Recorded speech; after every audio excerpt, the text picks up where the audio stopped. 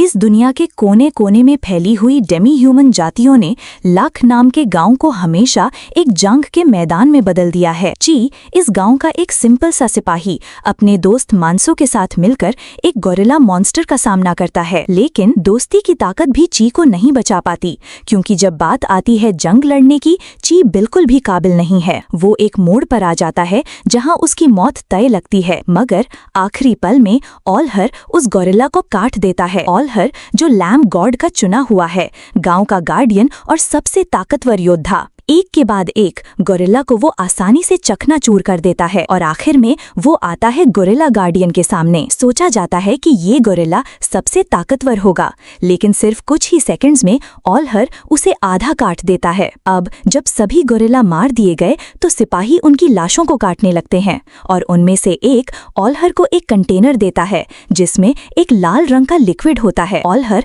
बिना हिचकिचाए उसे पी जाता है और तुरंत उसके शरीर से एक लाल ऑरा निकलने लगती है। ये होता है गॉड स्टोन लिक्विड। कहा जाता है कि इसे पीने से आत्मिक ताकत और फिजिकल स्ट्रेंथ दोनों बढ़ जाते हैं, लेकिन हर किसी को ये पीने की इजाजत नहीं होती। सिपाही सिर्फ एक बूंद ले सकते हैं। ची भी एक बूंद लेता है और तुरंत उसके अंदर एक स्पिरिचुअल एनर्जी जागती है। वो मानसो से पूछता है, क्या मुझे थोड़ा और मिल सकता है? लेकिन जवाब मिलता है, तू सिर्फ एक फुट सोल्जर है, पूरा गॉड स्टोन तो सिर्फ गार्डियन को मिलता है, जैसे ऑलहर। ये सिस्टम बिल्कुल भी इंसाफ नहीं करता। गांव में जीत का जश्न मनाया जा रहा होता है, लेकिन उसमें भी जाति और पद का भेदभाव है।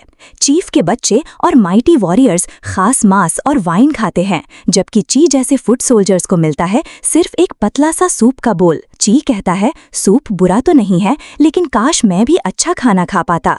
लेकिन ये तब तक नहीं होगा जब तक वो एक लो रैंक सोल्जर है। इसीलिए वो कसम खाता है, मैं स्ट्रांग बनूंगा, मैं रैंक बढ़ाऊंगा। जश्न के बाद ची बाहर जाके ट्रेनिंग शुरू करता है, लेकिन भूखा है, ताकत नहीं है।